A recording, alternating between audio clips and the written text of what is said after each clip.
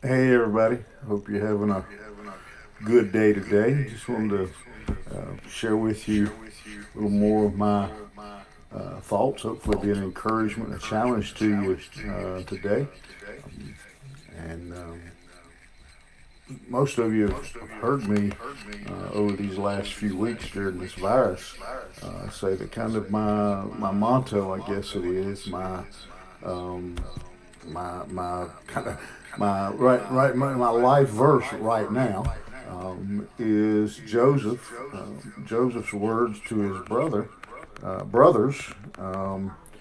as when he told them that what you meant for evil, God meant for good, and that's kind of my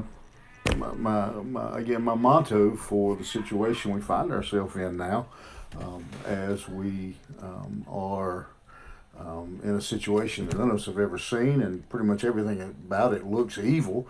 But I do believe that God can bring good out of it. And if you don't know the background of that verse, let me just back up and give you that. Um, Joseph had been, uh, we'd call him the child with the silver spoon in his mouth, the golden boy of the family. His father had favored him, he'd been the preferred son, and Joseph's brothers were sick of it, and so they were going to kill him. And they got him out, and they decided, no, we can sell him into slavery, and we'll make some money off of him. So they sell him to slavery. He ends up in Egypt, where he is betrayed pretty much by everybody he comes into contact with. Ends up in prison. Just a horrible story. I encourage you to go back and read over his whole story. A lot of lessons there. But eventually, in the providence of God, Joseph ends up as second in command in all of Egypt, only outranked by Pharaoh himself. Um, Pharaoh has some dreams, and Joseph interprets those dreams to say that a terrible famine is coming on the land. And so Joseph leads the Egyptians to begin to store up grain, store up food for the day of the famine. Now, you may think that's the lesson for the virus, to store up some food, and that may be a good lesson, but that's not the one I want us to focus on this morning. He stores up that food, and eventually, even out where his brothers and fathers still live, the famine reaches them, and they get hungry. And so they decide to go down to Egypt and buy some food. Well, they don't know Joseph is there, but they buy food. Joseph recognizes them. They don't recognize him.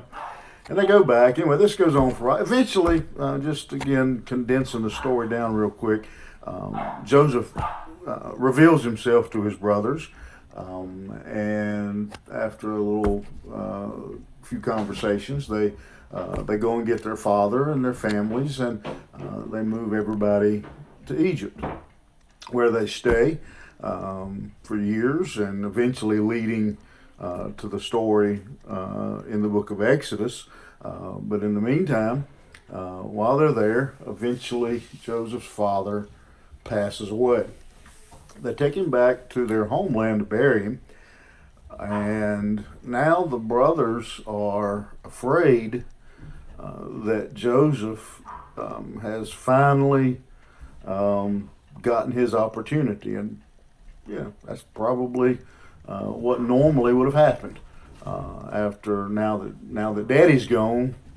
Uh, Little brother Joseph's going to get his revenge, and so they talk to Joseph and tell him they're sorry again and ask him to forgive him. And that's when Joseph says those words here in verse 19, when he says, Joseph says to them, "Fear not, for am I in the place of God? But as for you, you thought evil against me, but God meant it unto good to bring to pass as it is this day, to save much people alive." There's two thoughts I want just to give you real quick.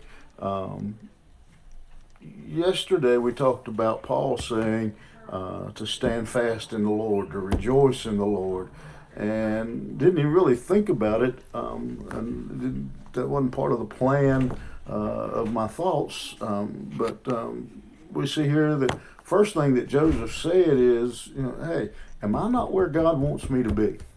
That is the first thing. I think we learn in weathering situations in our life, whether it's Corona, whatever it is. You want to be where God wants you to be. You want to be in God's place. As I can remember Kenneth writings. Kenneth, some of you may know Kenneth was ended up being the president up at Fruitland in Hendersonville, Fruitland Baptist Bible Institute. And I've heard Kenneth say before, I'd rather be in the deepest, darkest jungles of Africa in the will of God than to be in the finest hospital in all the world out of the will of God. So, first thing for us to do is to always keep a check.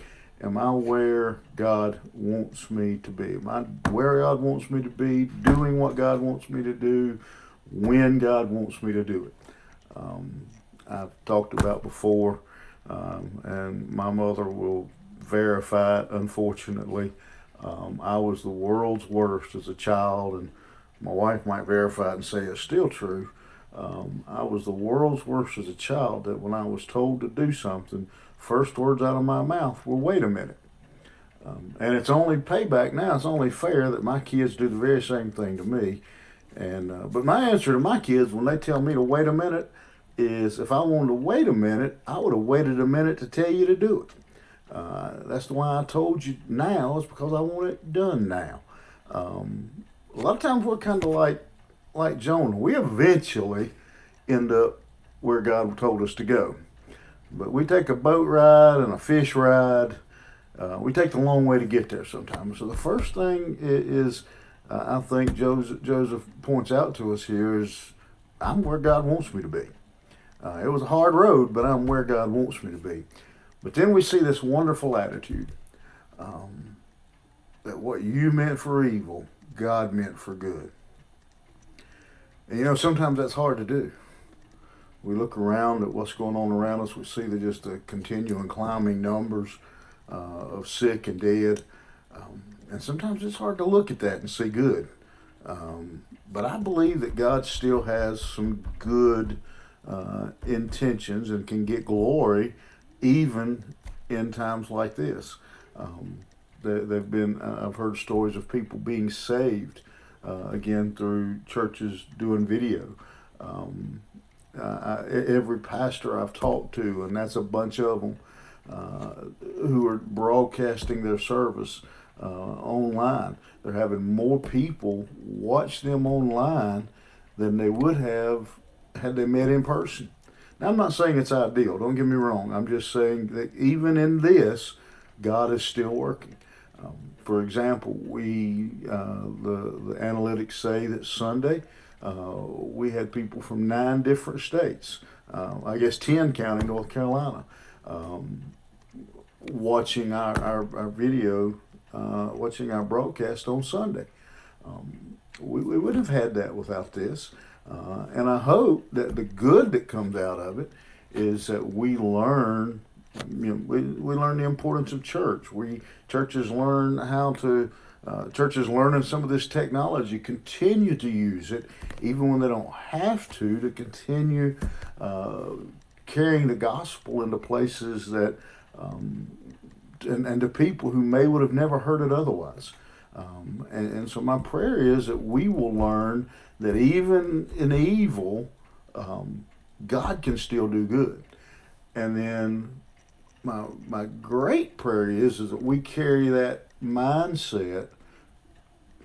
To be honest, that I carry that mindset, and I hope you have that attitude, that I carry it on out of this time of pandemic.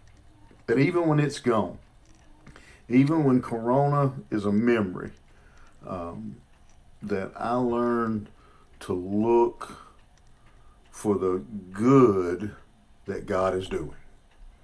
And I learn to look around and I pay attention. You know, it's easy for us to focus on the bad. It's easy for us to focus on the negative. I've said before, you take a kid, bring his report card home, he can have 7 A's and 1 D, and mom and daddy will fuss for the next 9 weeks about that 1 D. We don't see the A's, we see the D. You can, you know, we see a beautiful car and then have 1 scratch. We see the scratch. I don't know why we're wired that way. But we tend to be the opposite of Joseph. We tend to see the evil when there's good there. In the New Testament, Paul put it this way: all things work together for good to those who love him and are called according to his purpose. He didn't say all things are good. He said all things work together for good. Some things are bad. So I don't understand that. Sure you do. How many of you have ever took a taste of vanilla flavor? Yeah, I can remember my grandma baking, getting a sniff of the vanilla flavor. Oh, it smells so good. But how can something that smells so good taste so terrible? Have you ever tried to eat straight flour? Raw eggs? Stick of butter? Yeah. But you take all those things and you bring them together, and all those things that individually, they're not real good. But if you bring them together, you can make a really good cake out of them. And so my prayer for you today is that we'll learn like Joseph. We'll learn like Paul to find the good even when everything around us looks evil. Hope you have a good day today. Hope you see some good.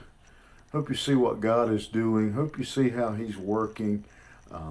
Even, you know, I don't care what the news people say. My God is still in control. And if you know Jesus Christ, so is yours.